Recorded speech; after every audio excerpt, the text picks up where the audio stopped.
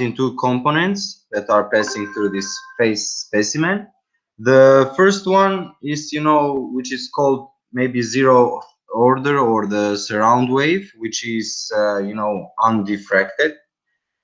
And the other one is the diffracted light, as you can read from the image, and it's the D wave, or the surround line, the S wave. So both of these, lights are connected together, let's say, and they are producing another wave, which is called the P wave. So this is the resultant, how to say, wave of these two waves, which is, passed in the objective one, and it goes down, to the specimen plate, and it makes the detection of the specimen image. By specimen, I mean maybe, the cell, or any organelles of the cell, or any microorganism. And it means that the detection of this image depends on the relative intensity differences, which means that, for example, the amplitude of the particles, P and S waves, if this amplitude of the particle and the surround waves are different, in the image plane, then you can see the contrast, and you can easily visualize this specimen that you're seeing in the plane, from the microscopic eye. And we also have the phase contrast microscopy is a special adoption of the light microscopy, and helps to obtain a clear picture of living or unstained cells. And these adapters convert many differences in phase changes in transmitted light due to refractive indices of all cell organelles into perceptible shades of gray, which means you can, as I told you before, you can see the image of this, I don't know, a virus or whatever you're checking in the microscope, by playing with these amplitudes and by the light, or if you use the condenser to change the, how to say, the причиндрим, например. This also allow organelles concentration or concentration. This also this allow organelles of the living cells to become visible with fair contrast in them. Here I can show you again what I was talking about before. You can see the annular ring, which is between the condenser and the light source. So first of all, it comes, the light, and then it goes to the annular ring, the condenser that, let's say, in a way connects the P wave and the D wave uh,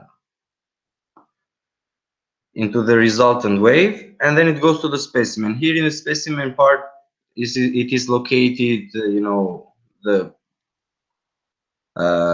specimen that you're checking, and then it goes to the objective. And wait, where did it I also put some working principles. The regions of different composition likely to have different refractive indices. It can be detected by our eyes. Sergio, këtë prezantimin e ke pas vetëm ti? Jo, me mua. Me Ersin, profesor, po gjysma tonë, gjysma të Ersi. Ha, okay, dakor. Pra atëherë presim Ersin atëherë, po vazhdo. Jo, Ersi këtu është. Jo, e kuptoj, kur të vi koha, po. Phase contrast microscopy converts differences in, pi into differences in intensity. So, biologists, let's say, to check the specimen by their eyes, so which are visible to the eye. Interference of the light is interaction of two light waves, which leads to the formation of the resultant one. As I mentioned, the diffracted one and the undiffracted one, the surround one. They are connected together in order to have this resultant wave. And we have two types of interferences, the constructive interference and the destructive interference, that will be later explained by Ersi. We can see here that light passes through the condenser via, annular ring. You can see the picture in the previous slides. And after reaching the specimen plate, two types of these beams are formed. And if we don't have any specimen in the lens, there is no interference. So P is equal to S, which means surrounding wave is equal to particle waves. And here there is another image which I showed, the steps that how it works. Light source which go to annular ring, then to condenser, then to the place where the specimen is, then to objective lens, phase ring, and then you see the image playing. And here you have the transparent region and the thicker, darker phase ring, which the specimen is placed, and by the contrast you can see if there is something there or not. So the other slides are for Rarcy to present.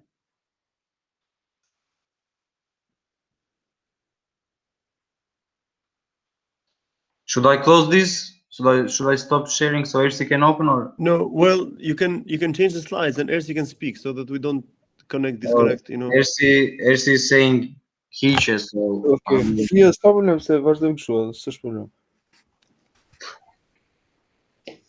So as Sergio was saying, if lens contains sample, there are two.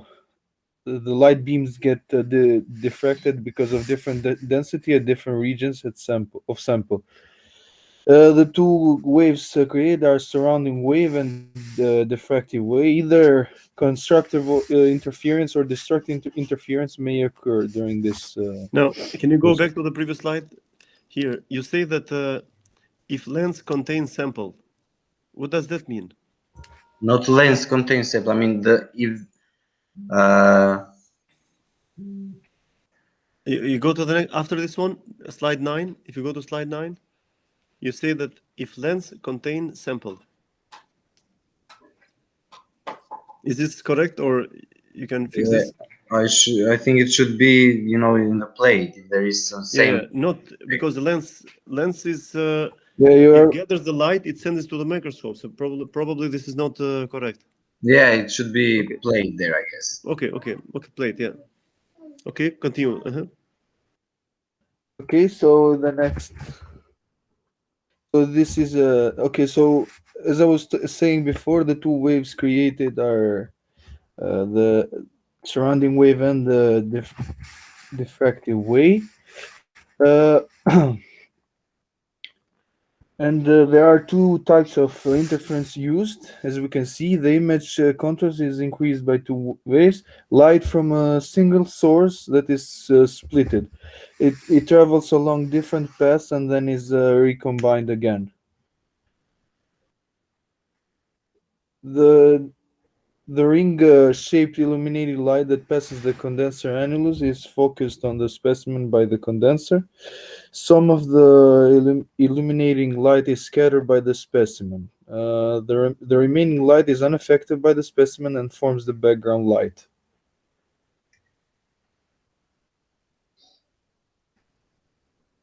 So in a phase contrast microscope, the image contrast is improved by two different methods. First method is negative phase contrast, and the second is positive phase contrast. The formula used about phase shift.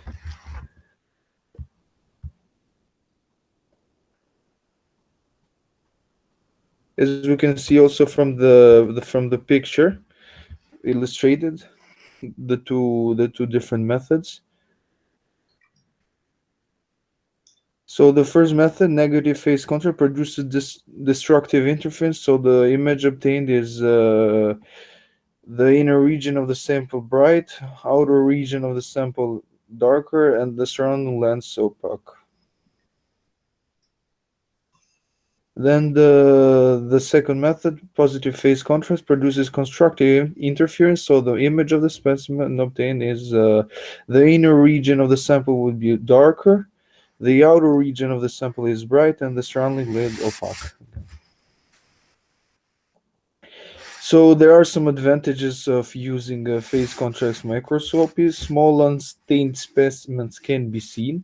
It makes highly transparent objects more visible. Examining intracellular components of living cells at relatively high resolution. For example, the dynamic motility of mitochondria, mitotic chromosomes, and vacuoles. It also this kind of microscope it made possible to study living cells and how they proliferate through cell division. Thank you.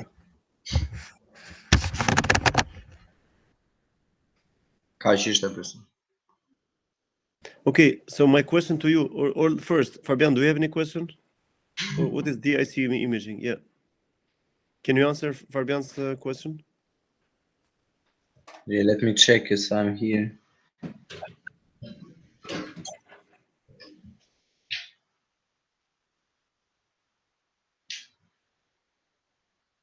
So as you can see about negative and positive methods there, right?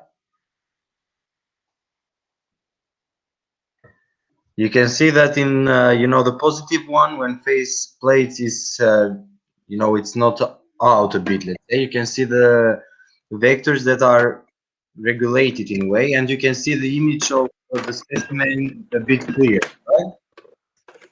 While Okay. the second one, you can see that negative is a bit wider, let's say, and the red vector and the blue vector, which is refracted and surrounding wave, they are together going out, so it is a bright field. Bright field, it's another microscope, let's say, used, so it's worse in a way than this microscope, the phase contrast. So you can see the image here that is not so clear as the positive phase contrast that is used in the first one. So this DIC imaging that Fabian asked, it means differential interference contrast, and this is a microscopy technique that introduces contrast to images of this specimen that I'm mentioning, which have little or no contrast when viewed using this bright field microscopy that I told you, which is in the negative phase contrast. And these have this 3D, have a pseudo 3D effect, and it is an ideal technique for biologists or any experiment that scientists, or I don't know, are doing. Okay. I have a question for Ersi. Ersi, so when you use phase contrast microscopy, which part of the propagation constant is used?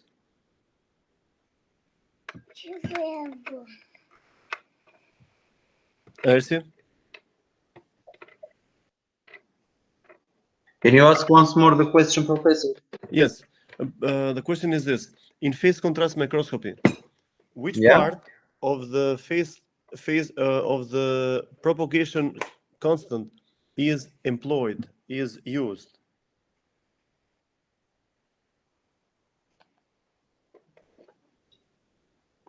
So what is the propagation constant in electromagnetic wave? Because you have a wave that is propagating through a medium, which is a biological system, and the light is passing through the material. What is happening? What happens to an electromagnetic wave as it is passing through material? Ersi?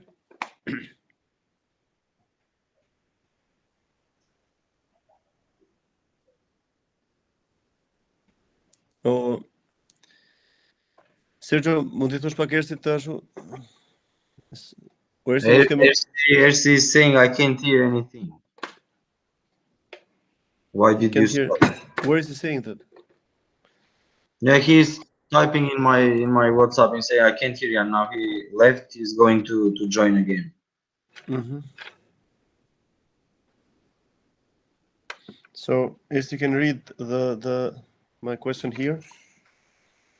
Okay. So, what part of the propagation constant is used in Propagation constant, yes. Okay, so can you hear us now? Yes, you can answer by writing in the comment section.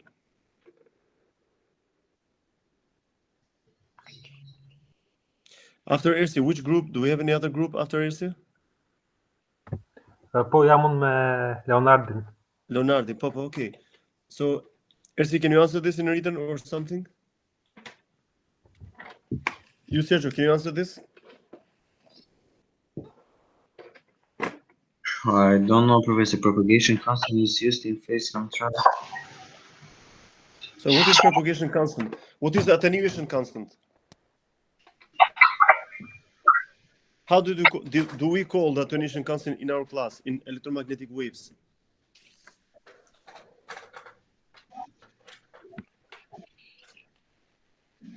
Attenuation constant, we remember this alpha, right? Yeah. Okay. Now, what was the other component of the propagation constant?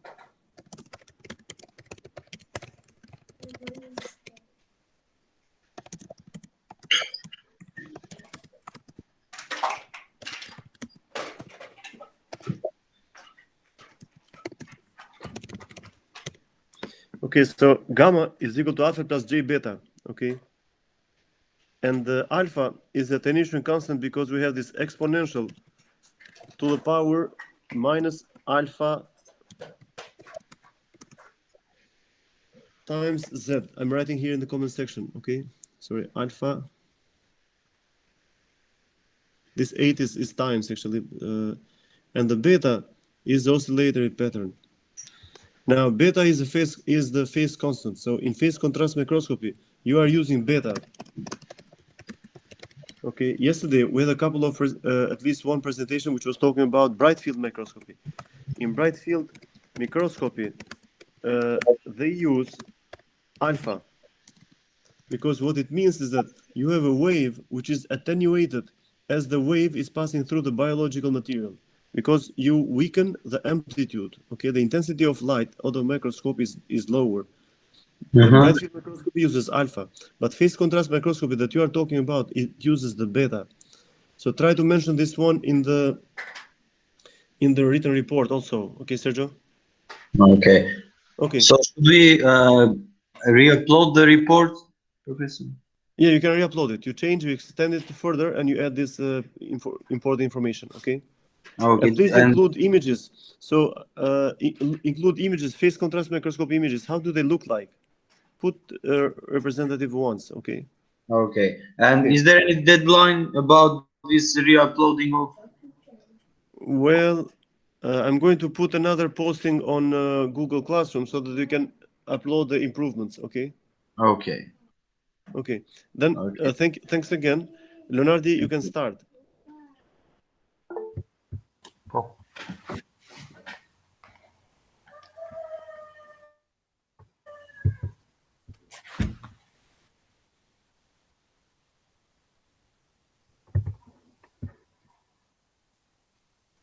Mund ta shikoni këtë? Jo, Kevi.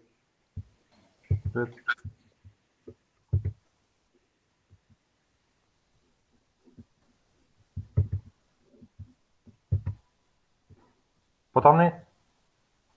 Jo, akoma. Tani po. Okay. So it started, yeah. Po.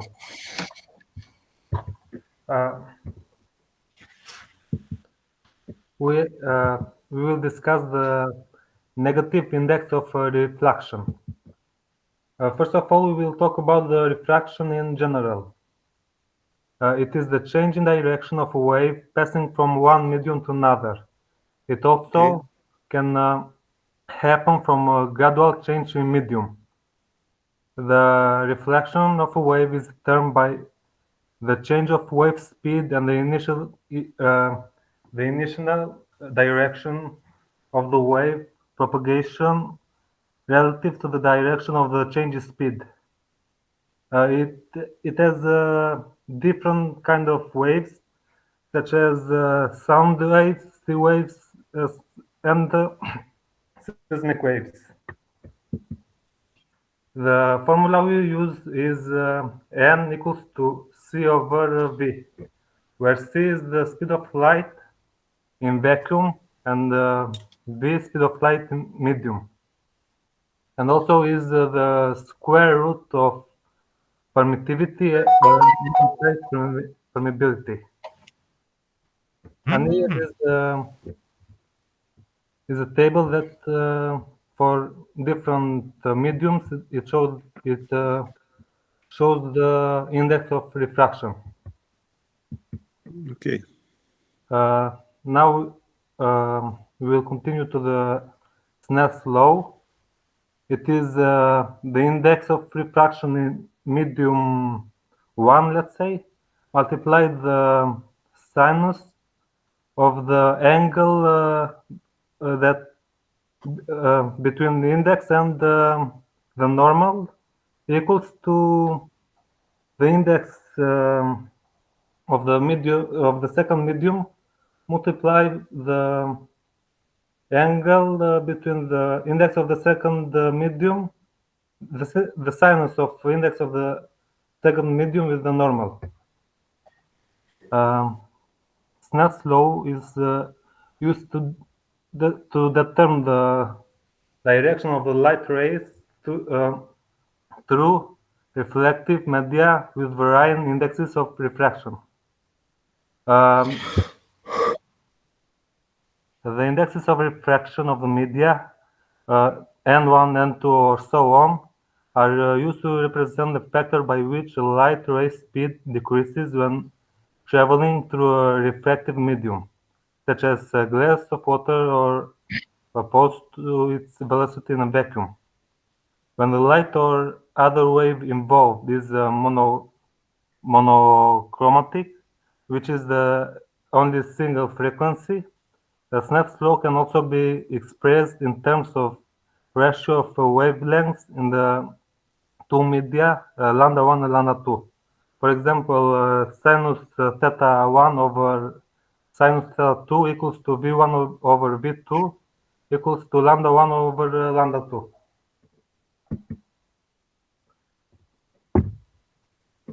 Leo? Professor, can you hear me? Yes, I can hear. Yes, everything is good. Okay. The negative index refraction. Until 1960, it was believed that the index of refraction of a material is always positive. But a Russian scientist named Viktor Veselago suggests that a negative index might exist, and he theoretically explained that would happen. He said that the Snell's law is satisfied when the material has a negative refractive index, but the direction of the light ray is mirror imaged above the normal to the surface. How to obtain a negative index? Negative refraction can be obtained by using a metamaterial which has been designed to achieve a negative value of permittivity and permeability. In this case, we will observe a negative refraction index. This also happens between materials, to which one has a positive phase velocity and the other one has a negative phase velocity. In general, permittivity and permeability are complex numbers, and their imaginary parts do not have to be negative for a lossy material to display negative refraction. In this case, the negative phase is written as relative permittivity times permeability plus relative permeability times permittivity lower than zero. Negative index metamaterials, or negative index materials is a metamaterial whose reflective index for an electronic wave has a negative value over some frequency range. Now the formula for the negative index of refraction. In order to obtain the negative index, n must always be less than 0. As we can see in the graph, in the third part of the graph, it says negative refraction index would be left-handed, and permittivity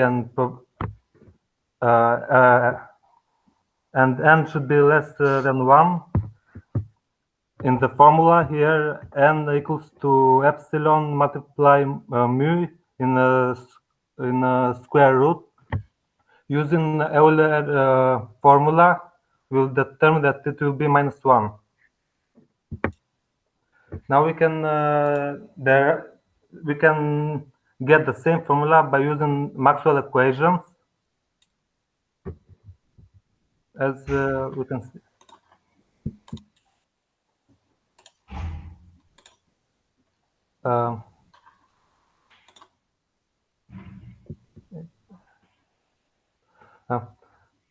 By starting with some Maxwell equations, we have, in this case, we have two files, the electric and magnetic.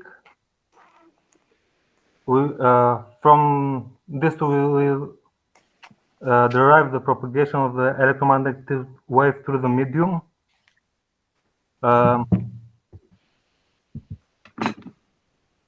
After doing the partial derivative of the equations, we will get what we said before, that n is equal to c over v, or is equal to square root of epsilon multiply mu. And because we are using metamaterials, we know that epsilon and mu are equal to -1. Okay.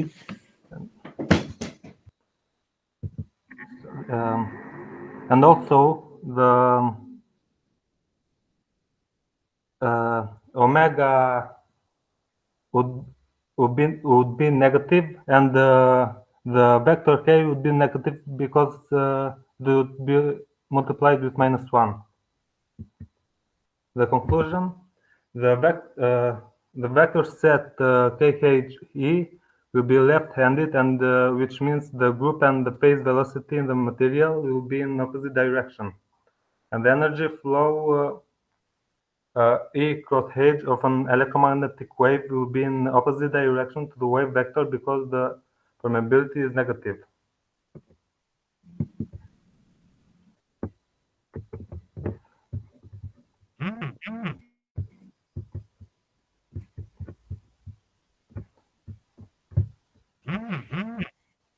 Okay. Okay, so this is this negative index of refraction, as you said. Actually, this was all started by Veselago, and he wrote a few papers on that, and later on it continued for a long. It continued for a long time with several publications, where most of those they were theoretical, and the principle, I mean, many other principles are associated with negative index of refraction, where you can hear how you can transmit a signal using an evanescent wave through the surface of the materials and other similar effects. Okay, anyone has any question regarding this presentation?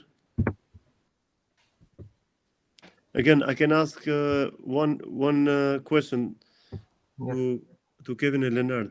So, experimentally, for which wavelength is the negative index of refraction being reported? Actually, I mean, have you seen it in your when you did the research?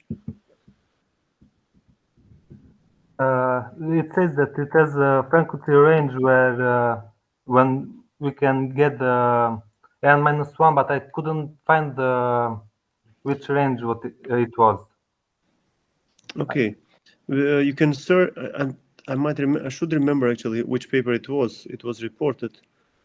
I'm not sure. I think Marbury. There is a physicist with some last name like I cannot pick it. I cannot bring it up right now, but I will be able to find it. So if you find that paper where they experimentally report the negative index of refraction, please include also what frequency range it was made possible. Yes. Because this is what we care. So in electromagnetic wave course, we have learned, for example, that you can communicate with a single antenna all around the world if you use kilohertz frequency, because the atmosphere of the Earth, it serves like a waveguide, so you never lose a signal. So it will reflect back and forth. So someone from Australia can easily communicate with a single antenna without no need to amplify the signal with someone in Canada, even though they are opposite sides of the planet Earth. Okay, so for the same reason, it is very essential. You cannot say that we made negative index of refraction materials.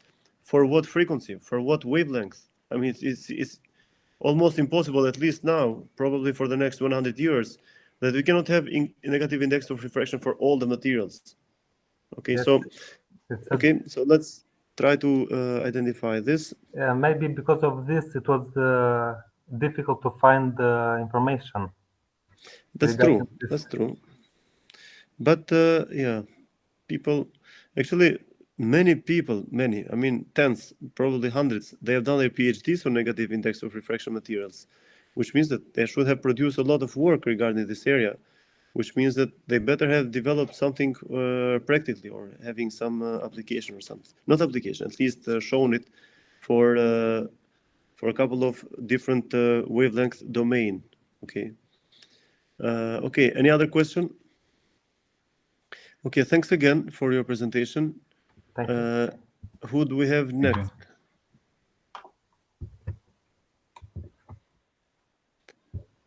Inva, I think we have Inva. I don't remember. Inva did not present it yet, I believe. Inva.